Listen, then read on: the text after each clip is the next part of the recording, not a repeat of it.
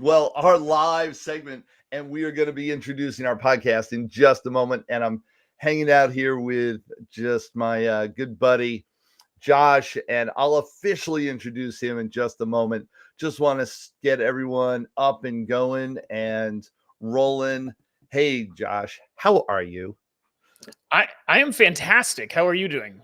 I am doing awesome. We are seeing who's live. We're in multiple different platforms all around the world. And so we're going to see who comes on. You're on the platform. Absolutely say hi. And we'll see if your name pops up. Sometimes this works, sometimes it doesn't. And so absolutely share with us whether you're listening to this in recording or listening to us live right now. We are going to be responding in the chat. We're going to be engaging with you. So absolutely ask your questions, engage in this conversation, and we're going to be able to engage back. So I'm actually going to get rolling here. So we actually take this. And so just a behind the scenes look, guys, we take this and we put it into our podcast, edit it just slightly, put it into our podcast. So we just figured we'd go live because Josh is so amazing and wanted to hang out live with all of you to answer some real questions and get that going. But I'm actually going to put you in a corner, Josh. I know. Don't put you in a corner, but I'm going to put you in a corner. Look how that happens. Isn't that cool? There you go. Love that. So I'm going to go ahead and introduce the podcast, bring up Josh officially, and to get this rolling. So we'll just have about 2 seconds of silence for my editors to be able to cut this effectively. Welcome. This is Paul Finck, and this is Mavericks Do It Different podcast.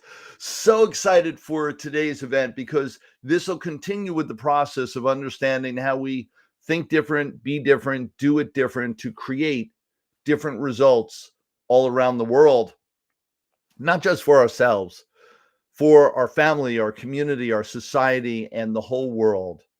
And so absolutely join us in conversation here.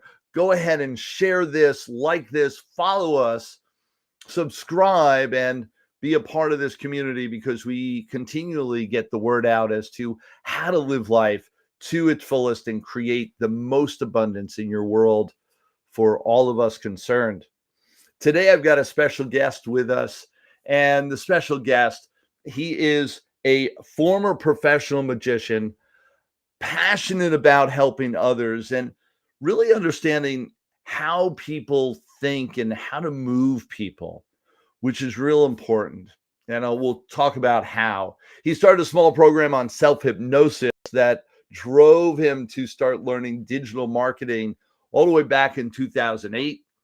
In 2014, he started his own agency, and he's been blessed to meet just amazing people like all of you and worked with some of the top people in the industry to partner up with them and create the work of being the marketer of option of choice. And we'll talk about some of that.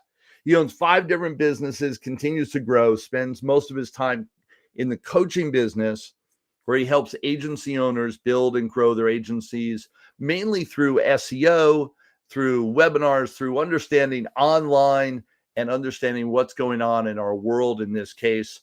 Please welcome Josh Beechcraft.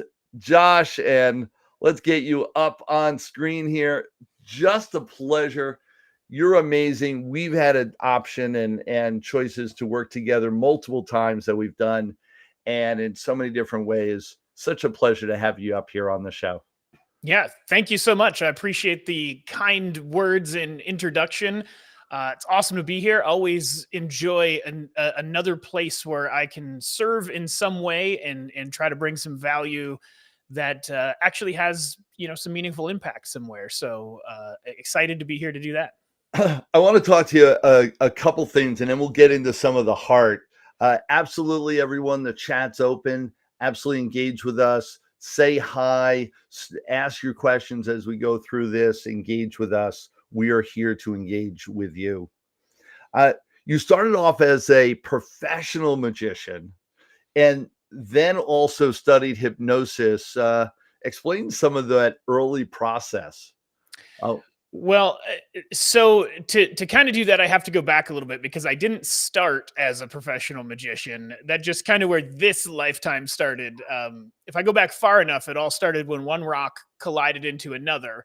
But we'll fast forward from that moment, thanks. and so I was actually a shy, weird kid in high school. I didn't really understand social dynamics. You could probably argue in some ways I still don't sometimes, but what kind of happened was I had a series of events transpire that led me to becoming very interested in magic. And it wasn't so I could perform it. It was really because I wanted to understand how it could work. Like, how does this thing that is seemingly amazing and impossible happen right in front of somebody's eyes without them knowing it? And there's no way to figure it out, right? It completely blew me away. And what happened is I was over there in the corner figuring things out and practicing. And this happened over a number of years, so I'm kind of condensing things a lot. But I'd be at times playing with something, trying to understand it, and somebody would be like, "Do a trick," and I would be like, "No," because I don't like to talk to people, right? So I would refuse to do a trick, and then they'd finally go, "But come on and do it." And back then, I was much younger, and I decided to make a game out of it and see how long it would take me to get people to smoke a cigarette, because I was working in a car audio shop at the time and people were smoking cigarettes a lot. So if I could stress them out enough with magic to get them to smoke, I knew I won, and I learned more about how this thing worked, right? I'm hopefully more mature than that now, but catch me on the right day, maybe not. It's So yeah, that's kind of the origin of where it became a thing. People just started asking me to do it at parties, and they started wanting to pay me for it. And poof, I was a professional magician. that's so cool. And it's so interesting. Your response to magic is the same concepts and the background that I have with psychology and sales.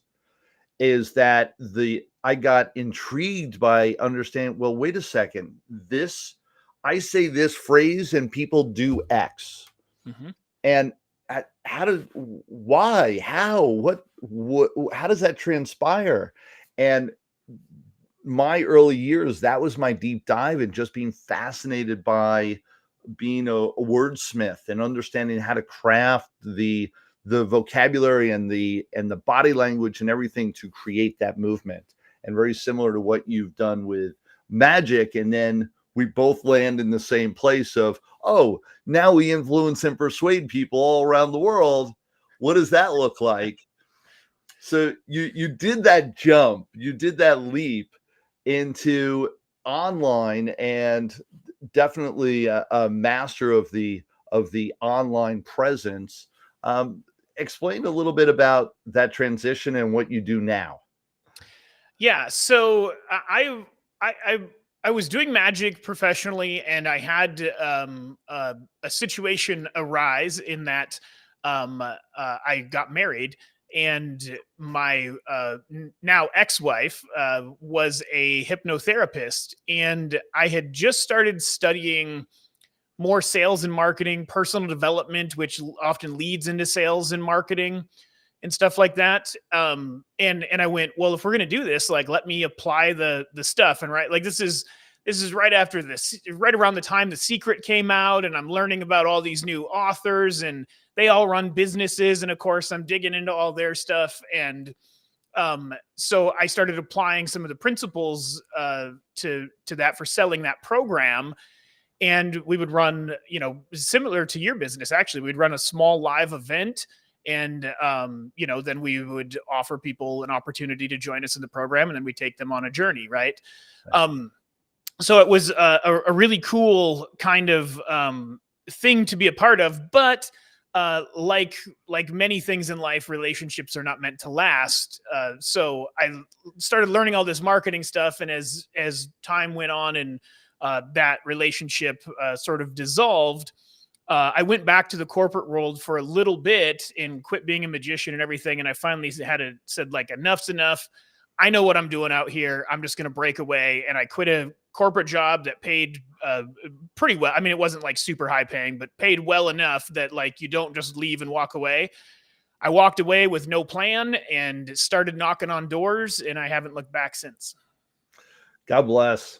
Yeah, you're talking my language now. It's that there's so much opportunity now, and more than ever, every single day. And people are beginning to recognize that. We have more people now rolling into entrepreneurship, deciding they want to be a part of it. The challenge is that there's more to it than meets the eye oftentimes. And so people are like, oh, it looks so easy from the outside. And then they get into the midst. And that's where people lean into you with what you do. How do people, so here we are, tons of people want to become entrepreneurs. They're starting their own businesses. They want to get recognized. They want to get known.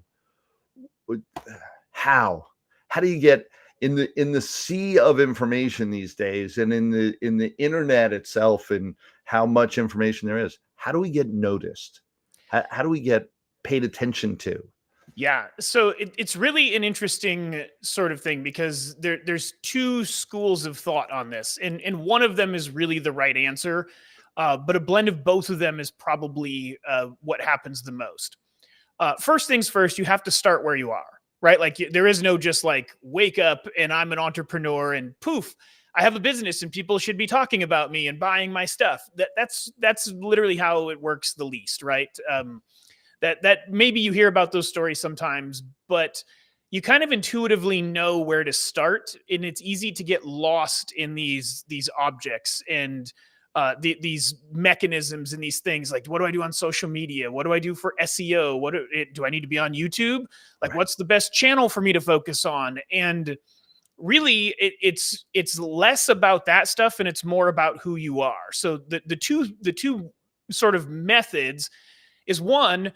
You have to be good. Like that's really the core of it. Like nobody wants to buy anything that's not good, right? So how do you decide if you're good? So do you have to be good, or your product has to be good? Well, yeah. Essentially, you or any extension of you being your product or service, right? It's got to be good enough to actually move the needle for people in the way that it's supposed to. I don't care if it's a candle or if it's a $1 million program on how to make $2 million, right? It's got to work. Right. And there's some nuance to that sometimes, because there's mechanics that don't make it just happen overnight, and there's processes and whatnot. But you got to have something good to start with. How do you know if you have something good? You have to get people involved and see how it works, right? Get their feedback. The one big thing that I think people miss when they start their business is they try to value themselves, and they're not the one buying their products or services. So it's really the value of it isn't up to you, right? Like it doesn't matter what you think. It matters what the people buying it think. And then sort of the second method here is once you're good, which is most important, I say method, sort of the second category is you can play the game with all the tricks. And I don't mean disingenuous tricks, but I mean like, here's how we get more engagement on social media. Here's how we. But the real truth here is if you're good, you will get carried by your customers. And that's something that's lost the most. Like word of mouth is still the best form of marketing, hands down. It collapses the sales cycle. It builds more confidence. It blows right past no like and trust filters. Online marketing is some of the hardest because it's the hardest place to get attention. Like, right now what we're doing is valuable and it's awesome, but it's only going to reach this small chunk of people that are in this corner of the internet. And the best we can do is just hope to help those people 1, 2, 3, 10, 20 people at a time, 100 people at a time, 1,000 people at a time, grow. And that's the thing that I think people aren't ready for, right? Is like, how do you grow from that gap of 2 people in your audience to 2,000 to 2 million or whatever it is? Right. That process is a process. It's not an event. Right. Some people think it's an event. Oh, if I just go viral, or if, I just figured this one thing out, The biggest challenge that I've seen in the marketplace is that most people that when they step into this, all they hear is the overnight success, because you don't hear about someone, you have no idea about them, and then one video goes viral and they're a superstar. And so you're like, oh, I just need to put my viral video out there and I'm going to be a superstar. and they don't actually go back and look at the history. Like, I remember in my journey, like all of a sudden I was on one of the top stages in the country, and I had all these people through social media giving me applause and accolades. I was like, yeah. 10-year overnight success. It's like I've been in the trenches for 10 years already before that happened. But now everyone's like, wow, look what you did. And so how do you've got to be prepped for that journey, that it is a journey. It is a process. That's not overnight. You mentioned a couple things. Value is one. How do you know? So if they're judging the value, at what point how do you get that feedback without going through like years and years and years of putting yourself out there before you find out? Yeah. So there's not to be repetitive here, but there's probably two ways. I say this a lot. Maybe there's more than two ways. But the first way to do it is to pay attention to the feedback you're getting. When people are going, oh, this is only this much money. Oh, I can't believe this is so inexpensive. If you're priced too low, that's a clear indicator that it's time to increase your price. Now, price is not always the perfect measure of value. It's just one that people tend to use, because the other part of value is how impactful is your product or service to the people, right? Like, price is just sort of the gateway to unlocking that value. And what some people might mistake, and I've definitely done this in business, is mistaking or misjudging what I believed the value was, only to find out that it was something significantly more valuable that I didn't comprehend at the time. So when you pay close attention to how your audience is responding and you build a real relationship with your audience, right? There's a funny thing that happens in business. Like, can you imagine going 6 months without talking to your spouse? Like, of course not. It's not going to work out well, right? Well, the same is true with your customers. If you go that long without talking to your customers and you don't have anything for them, and they want something from you because it's a value, you have to be there to show up and give it to them. So understanding the intrinsic values, as well as the explicit values, as well as the money values, is really important things to pay attention to. And then the sideline to this is get more perspective. Join masterminds and groups of people that have been there, done that can help you see that stuff better than what your current skill set allows you to. Right. Yep. Yeah, definitely. So putting it out there, listening. Always. And is it, that whole concept, what's fascinating is that when people say, oh, you're undervalued, or they say, oh, this is so inexpensive, I can't believe it. Oftentimes people are afraid to increase because you're like, yeah, but I'm getting the sale now.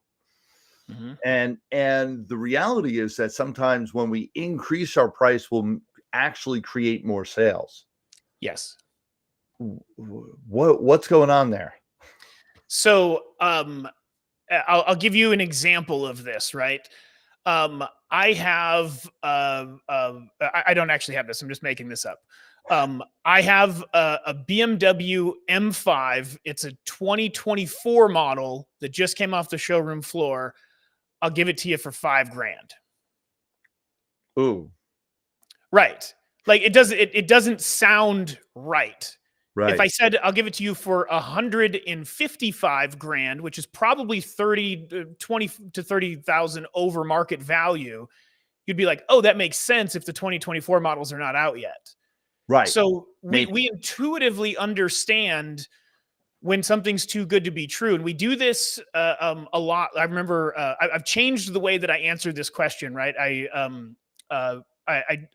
went on I was at one of my masterminds recently, and one of my members, we went to an escape room and I paid for everything. And he was like, oh, are you sure?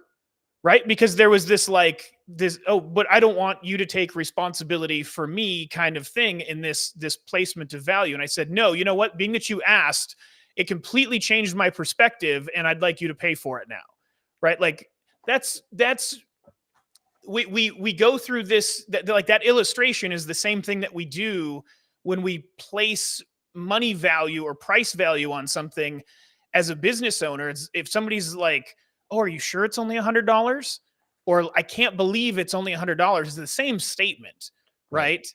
So it's like they don't believe that it's actually valuable enough to be value because it was the price that it's at. So when you double or triple your price, suddenly it's like, well, if other people are paying that, it must be worth that kind of thing. And it creates something that is sometimes the hardest to cultivate, but just increasing your price is one of the easiest ways to do it. Yes. It increases perceived value, which increases desire. And increasing desire is one of the core functions of selling anything or marketing anything. We have to build desire. Everybody who's into a hobby knows the most expensive, most interesting thing in that niche, and they know the price of it, and they understand why people buy it, and they inherently want it and desire it. They might settle for something less, but if you're into golf and you know that there's a $5,000 golf club, you know about that thing. But when you go look at the $100 golf club, you're like, I bet I'll spring for the 300, right? Like you're going to move your needle just because this thing exists. Hmm. So I don't know if I perfectly answered the question, but I think there's some things to chew on there. Yeah, definitely. And if you're not paying attention, I love conversations with Josh, and Josh and I have had these conversations for hours offline. Yes. And that is the psychology of what happens from the moment that we engage with someone to what's going on in their brain, how they're reacting, how we then react to their reaction, and back and forth. That's the marketing and sales process. And to understand it, and Josh, I'm always amazed at your depth of knowledge in this arena, that you really understand and you've torn it apart, put it back together 100 different ways, and how the human brain and the engagement of communication really transfers into movement, into influence, persuasion, and ultimately into a sale. What does this look like when we bring all this online? Well, what do we do in that regard? Yeah. Because that's where the transition from, oh, it's nice to have conversations, and I get it. Maybe I'll ask him for a little bit more, a little bit less, and they do that on an individual basis. Now we're talking about mass marketing. We're talking about talking to thousands, hundreds of thousands, and millions of people. What's that transition? What's that look like online now? Yeah. So it's all about one word. And this is going to shock some of you. Some of you might push against this. Some of you might think that I'm crazy. Probably more of you will enjoy this. It's all about status. And I don't mean that from the social media influencer, I'm big with a bunch of followers kind of social status. I mean, it's about somebody's own perception of their own status in their own worldview. So the question to answer, to be able to draw some of this out and kind of have a strategy to go about gaining that attention at mass market, is how is what I'm doing increasing somebody's status? So here's a for instance, if you are watching this right now and Paul and I's conversation taught you something that's truly valuable, we just increased your status in your own worldview because you might be excited to go use that now. Okay.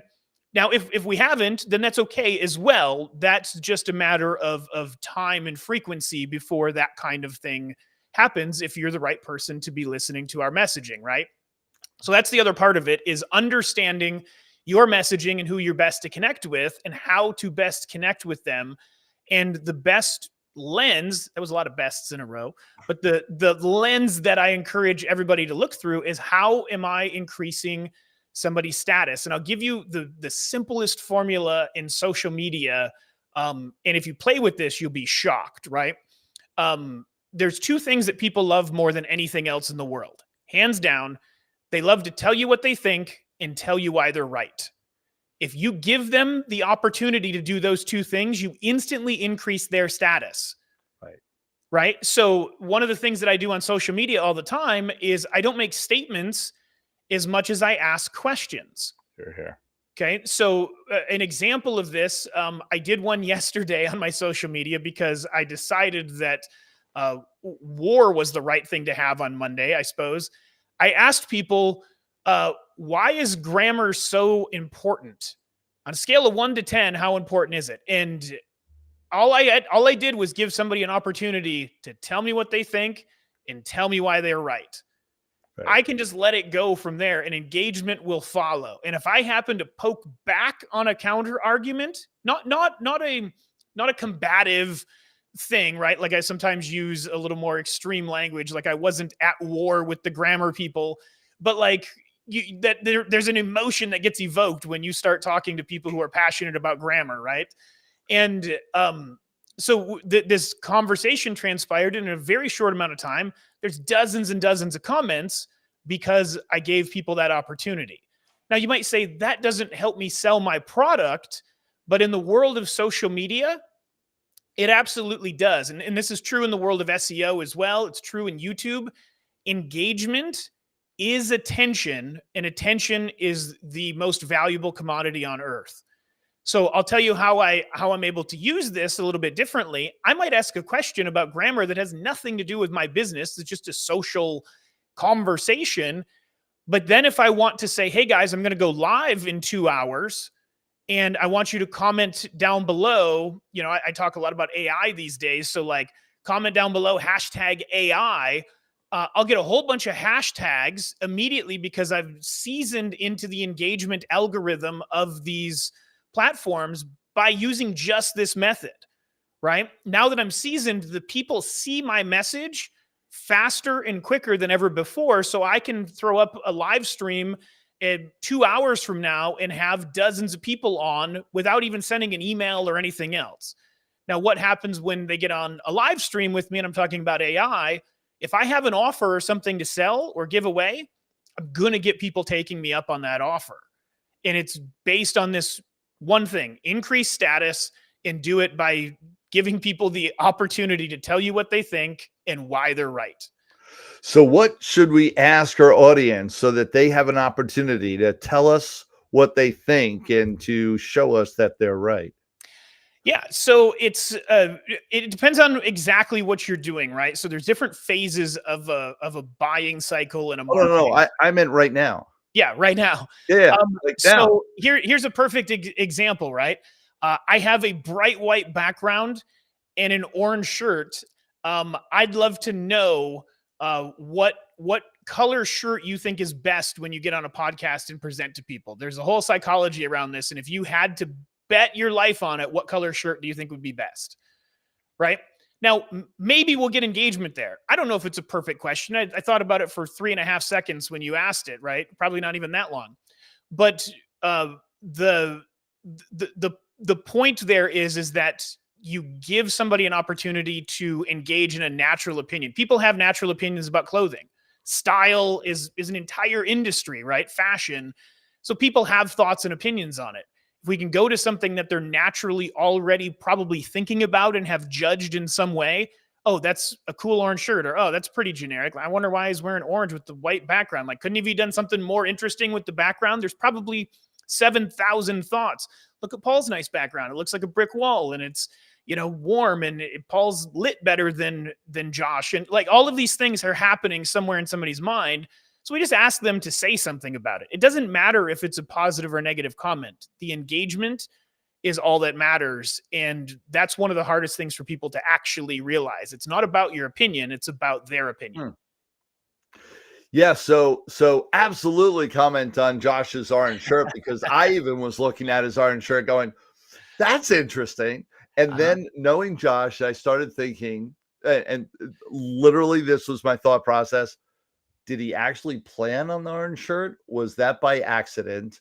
And does he always wear orange? those were my exact questions that I had when we first got on that were in my head. So just because you said that, these are my shoes. There you go. So hold no, on. So you've got either only orange shirts or you've got multiple colors of shoes. So this, I'm going to say this at the risk of somebody believing something about me that isn't totally true, because I don't know that I'll be able to fully explain it. If you know me in person, you know that I pretty typically only wear like black or gray. I'm not very colorful in the way that I just dress normally. I'm pretty bland and non-exciting. The most exciting shirt I probably have is a Ghostbusters shirt, right? So when I wear a shirt like this, it's a pattern interrupt for people that know me. Right. And it's become a thing that I have trained people, anybody who watches me, if they see me in orange, they're getting the version of me that is turned on and in full presentation mode, and they know they're going to get some good stuff out of it, right? And hopefully that holds true on this call as well. But I even do it sometimes on social media where it's like I will have I'll go live and it'll be an orange shirt and people will be like, "Oh, you look so good in color." That pattern interrupt is attention. And guess what that does? That gives somebody the opportunity to tell me what they think and tell me why they're right.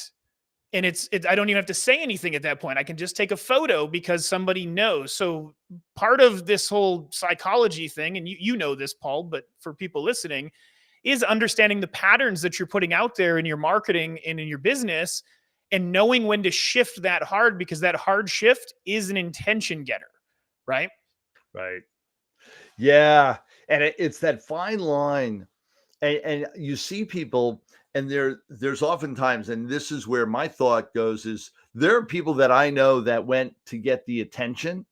And we see that with celebrities all the time, with politicians, and they'll go to get the attention and it'll blow up so extreme that that's the end of their career. Like they're out, they're done.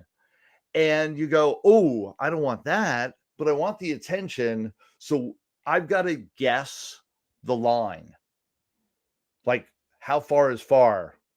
Where do I go with that? What's good attention and what's not? You know, the old adage, there's no bad press. Yep. And that tends to be what's advised only, but then you do see that people like do take it too far sometimes. Any advice on that regard? Like, Jordan Peterson has a quote that I really love, and it's something like, I might not get it word for word.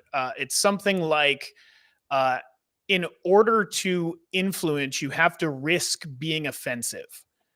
And that if you really understand what that means, it opens up a whole new world to you, because risk being offensive is not the same as intentionally being offensive. That means that you have to have a point of view. oh, And there's no reason for anybody to listen to anybody unless they've got an interesting and unique point of view. And this comes back to the status thing again. If you're not unique in any way, how are you going to raise my status? Why am I going to give you my attention, which is the most valuable commodity on earth, if I'm not going to get a boost in status? That's the core human psychology. Like, it's why we do everything. And you have to risk being offensive in that way, because somebody's offense to you is not up to you. Again, it's not you. You're not being offensive. Somebody might be offended, and that's a different thing. And that's where you see some people take it too far. And what they do that is the actual nail in the coffin is they come out and apologize for it.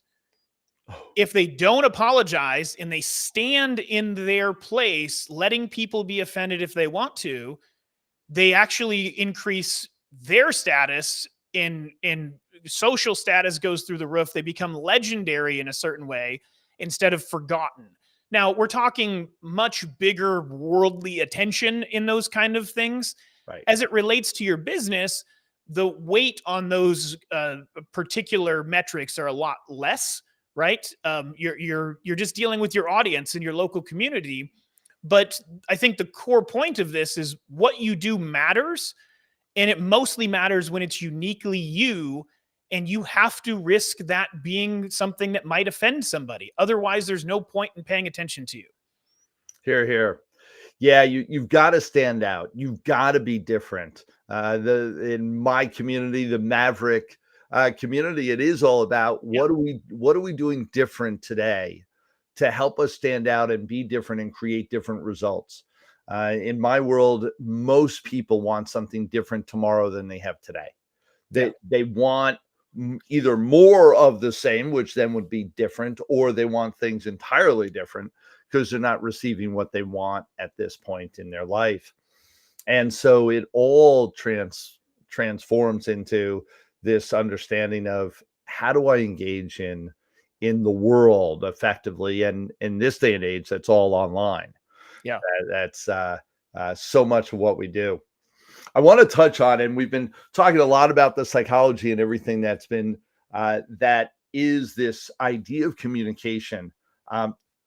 AI, you've been talking a ton about AI.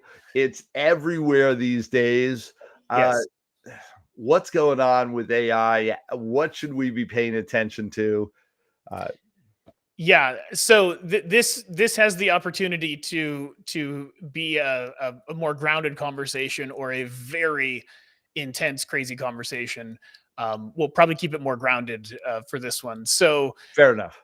AI at this point, I'll tell you in the marketing space and where most business owners are most, or anybody with an entrepreneurial mind are looking at it. They're mostly looking at it around easy content production. And I'm going to give you kind of, I just talked about unique points of view and being different. And I definitely have a unique point of view on this because I don't see AI the same as the masses see it.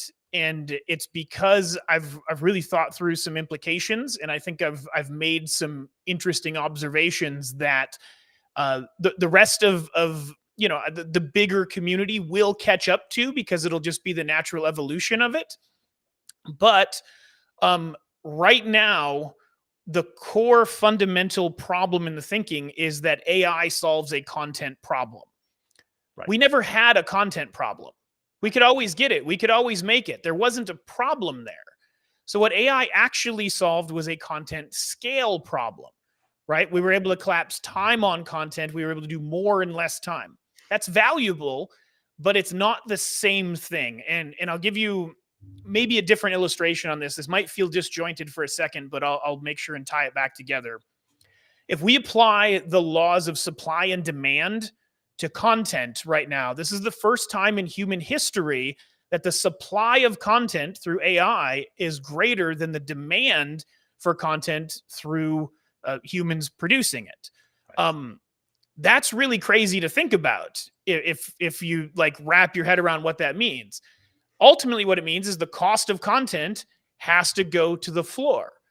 So sometimes we mistake that to say the value of content is now much less, but there's a dissection here. And the dissection is what's the value of producing and deploying content versus purchasing content. Those are two different things, right? The creation of content is not the same as putting it out there for people to consume.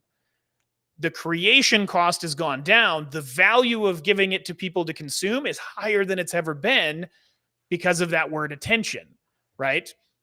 So AI allows us to solve that problem in a much bigger way. Now, some people go, well, Josh, that's kind of what I thought anyways about the content thing, but it's not how people are actually using it. And that's what the difference here is, because what AI does, in my opinion, is only three things. It does research, organization, and formatting. Okay. Where people get lost on this is they do research and organization, and they don't yet understand its power to format. And here's an example of what I'm talking about. In my industry, I help agency owners build their agencies with, learning more about search engine optimization and digital marketing, right? So I talk a lot about this with my students.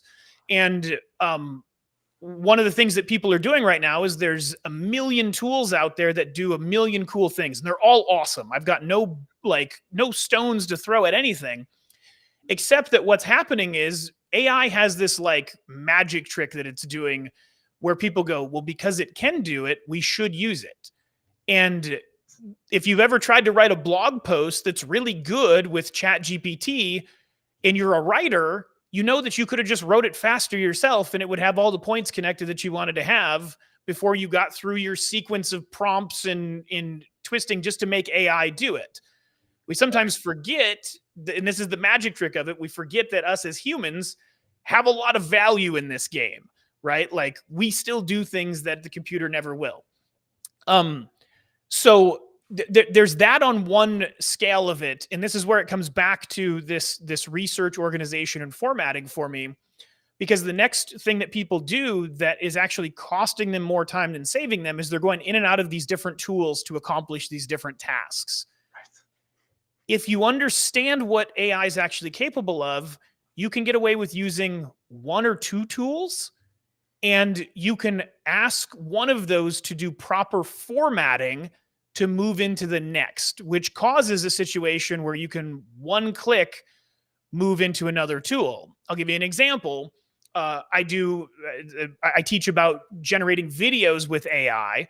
And what I have is Chat GPT will actually research for me what I want in the script, write the script, which is organizing that research, but then format that into the format that I can copy and paste into my video editing tool. So it's perfectly aligned to just seamlessly go there. What a lot of people are doing right now is they're taking AI and they're shortcutting the research and the organization process. And they go, great. Then they spend this time to format into the next tool to get it and do these different things. Right. That streamlining is what I think people are missing right now. And it might seem like a subtle thing, but I'll tell you, if you spent any time playing with AI, you know that it can eat a lot of time, especially if you're not really like well tuned to it, understanding what it's doing. This contemplation on research organization and formatting is, in my opinion, the most vital thing to understand about AI, particularly Chat GPT or large language models, and how that works. So that might have been really like wordy, but I don't know how to explain this stuff any other way. I talk a lot, you guys. Yeah, the understanding of how to go from point A to point B, but and what it can really do for you and what it doesn't do for you. Mhm. I've got a lot of people that, oh, well, it can be your assistant. I was like, well, I have an assistant, and B, it's that the amount of time that it takes me to teach and to tell AI to go put an appointment in my appointment scheduler is the same amount of time it would take me to just put an appointment in my appointment scheduler. And so there's it, and I keep looking at it, and I will tell you, and I'm sure all of you are very similar in this way. I keep looking at it going, am I crazy? Like, what are the why? And putting together these avatars and putting together all this component, and it seems like a lot of work. And like you said, Josh, just because it can do it doesn't mean it's the best thing for us to engage it with. Yes. And that's really important. To sort of liken this to money, because socially we have a pretty big obsession with money, especially here in America. We tend to think that money solves all problems, right? But it doesn't. It only solves the problems that money's good at solving. And AI is the same thing, but what a lot of people are doing is attributing AI's ability to solve problems that it's actually just not the best thing to solve. But if you can double down into what it is the best thing, Right. it will open up a whole new world for you. I mean, it's very exciting. I hope I didn't leave any impression that it's anything less than that. It's just properly categorize it and understand the implications of what you're using. That further empowers you on the journey. Yeah, and because when you understand the research and the creation and then the formatting components, and you get down to the core of it, once we're there and we're in that transition period and we may already be on the other side and things are moving really quickly,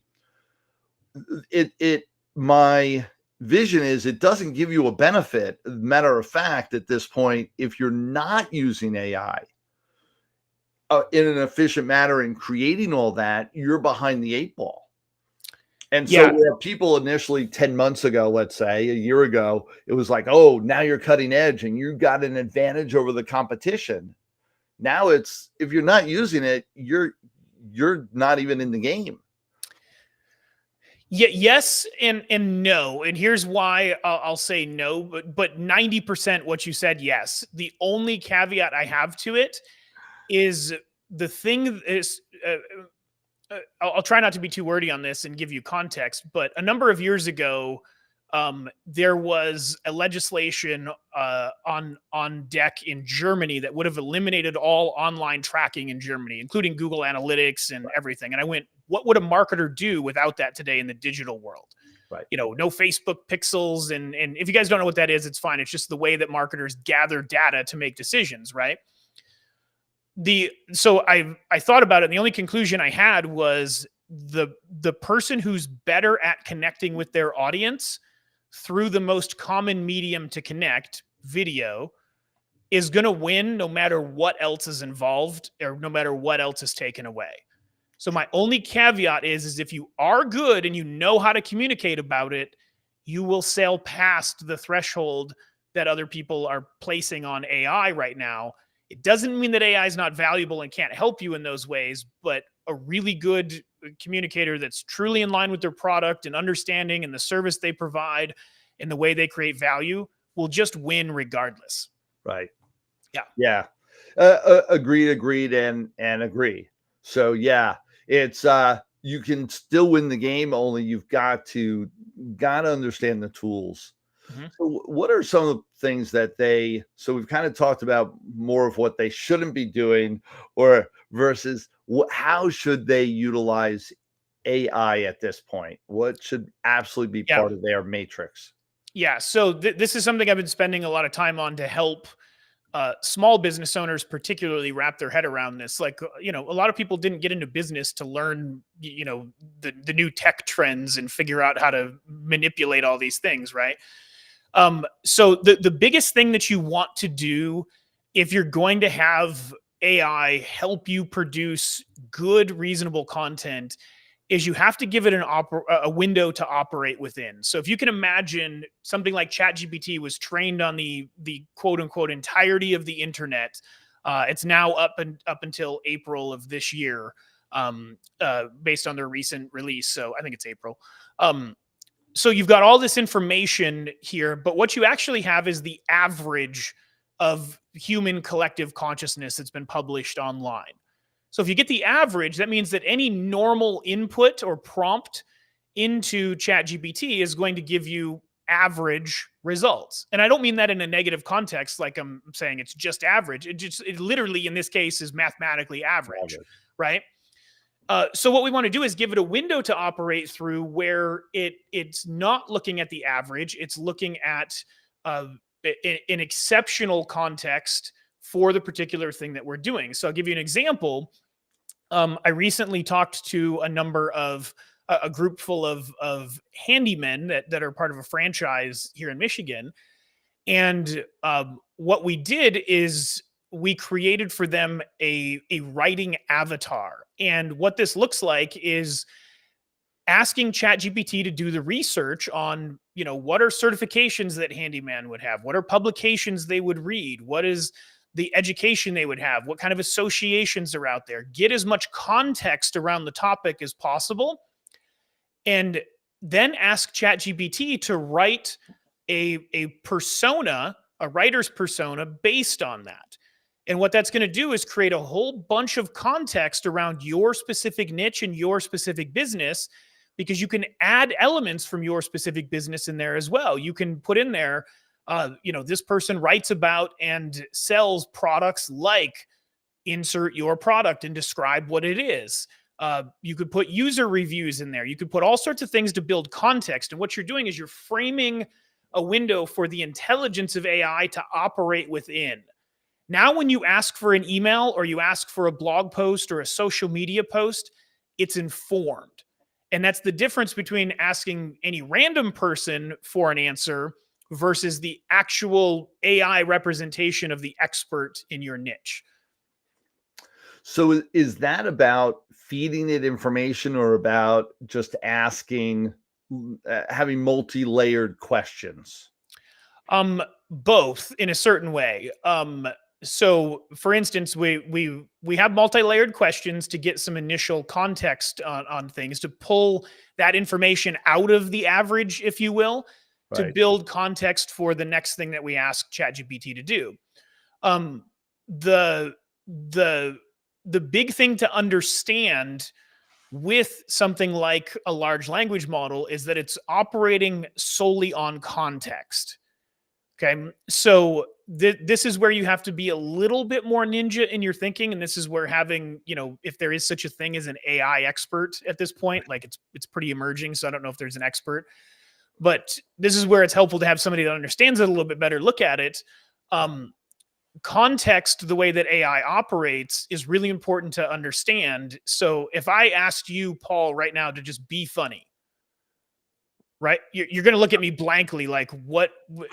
There's no context there, right? Right. Now, if I said, be funny like Chris Rock, you still might not do it, but now you have some kind of frame, Right. right? If I said, be funny like Chris Rock and talk about um, divorce, like he had a big divorce, right? Now you're like, oh, okay, you might remember a joke and you've got context. Well, ChatGPT is the same way. We can't just ask it to be funny. Right. So the context you give it, the context that you provide it really matters. So you might do this whole writer's persona that ChatGPT gives you, and then look at it and go, well, but as a handyman, we also do fences and drywall and flooring and all of these other things, and you add that extra context in there. So now when you ask it to write something, it has that to pull through. Yeah, it's interesting. And it, for me, my experience whenever I'm pulling out information and content and engaging with ChatGPT, it is about that layering of engagement. It's not about the initial prompt. It's usually the third or fourth or fifth reiteration of that gets me the fine-tuned answer. Yeah. And that's something that takes the time and effort for people to dive into, only well worth it. And keeping that thread of communication going to say, okay, rework this with X in addition to what I already layered onto it. Redo it now with, in a lighthearted style with heartfelt towards love of children. Yep. And you start getting a bigger frame. I've done several different bios in crafting my bio and other people's bios. For instance, here's their information, here's their core information, create a bio. The first bio is very stale, it's very dry, it just delivers. Then you start saying, all right, add humor to it with a sarcastic tone like Ryan Reynolds. And you start giving it that fine tune of a context and a box to really dive into. And that's where you start getting the really great engagement with it and some great content. Yeah. One thing I should mention about this is once you create that persona and all of those layers you just talked about, what we teach people to do is start a new chat, put that in, and just ask ChatGPT to read it and do nothing else. Just reply that it's read.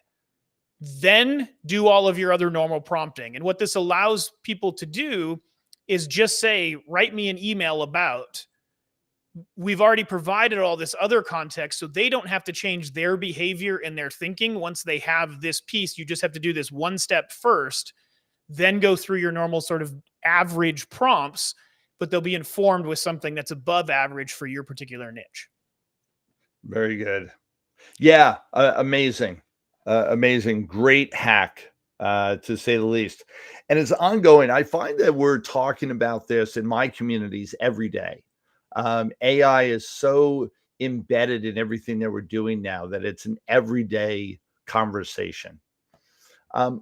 What should we, and it was one of the things I was asking before that we went off track, which we'll do, is what is it that I should be, and all entrepreneurs, business owners should be doing every day in engaging of, and what should we be looking for maybe in the future, engaging in AI on our day-to-day basis on what we're doing with our business?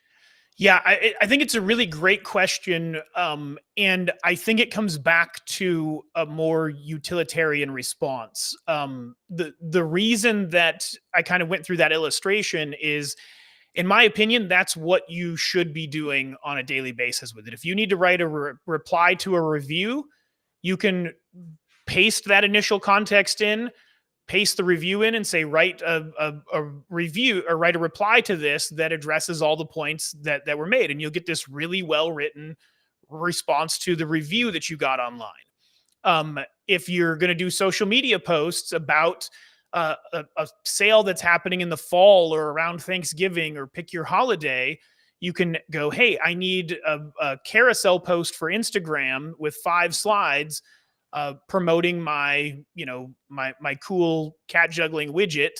And it's going to be 10% off for Thanksgiving, right? Like, now it'll go boom and give you this stuff. So I think the daily practice there is to leverage what we talked about with the supply and demand, being that the deployment of content is more valuable than ever, but the cost of doing it, both time and money, is lower than ever. So if you were hesitant to invest the time before, now is the time to invest the time, because you're going to get 10 times the output if you just start moving on it, right? Get that stuff out there on social media, get it out there for people to engage with, but layer it with this other engaging content we talked about. Give people that opportunity to tell you what they think and why they're right, and figure out what questions make the most sense to do that with, right? Like, since I'm doing a lot with AI, I'll ask people, like, if AI could only solve one problem in your life, what would it be?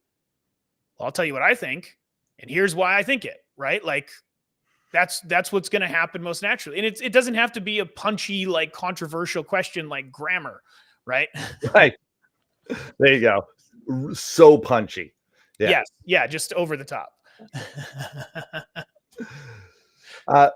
With one of the things that you do is you build up agencies, you build up companies. What are some of the go-tos that someone engages with you that you do for them? Is, all right, here's almost 90% of our clientele. Here's what they need and what I bring to the table.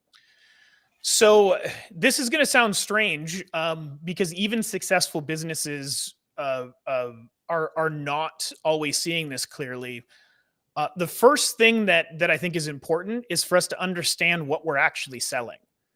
And that sounds like it's not like, Josh, I'm selling soap online on my e-commerce store that we make in the garage. What do you mean? What am I selling? Right?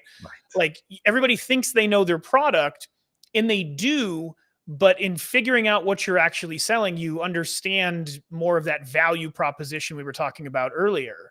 So I'll give you an example of this. If I'm selling digital marketing services, I'm not selling traffic to a business. I'm not even selling leads to a business. I'm not even selling money at a discount to a business.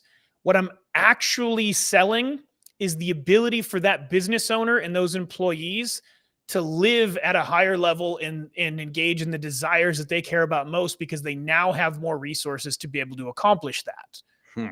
What does that actually look like? Maybe the business owner is looking towards an exit, right? They're building the company to sell at one point.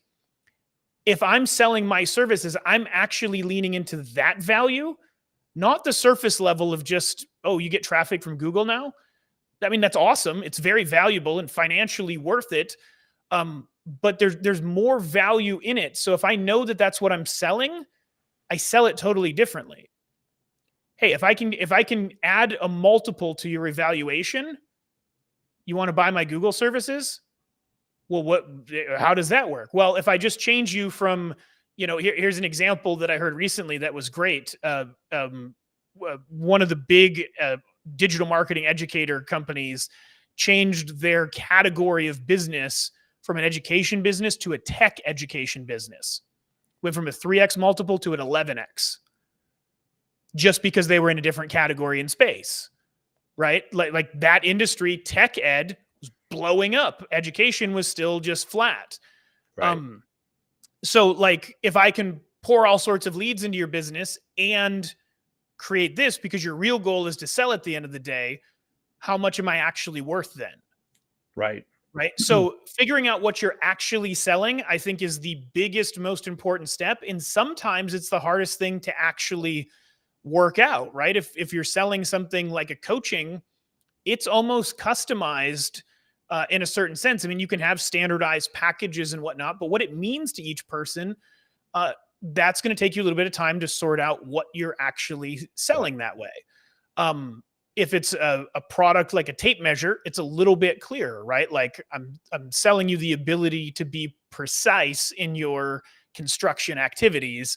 And what's the value of being precise is having a sound structure, right? The value of a sound structure is a great living environment, and so on and so forth. The benefit of the benefit of the benefit is where we go with that. Yeah, the core understanding, and I've had these conversations similarly from the angle of, what are you selling? What's your real product?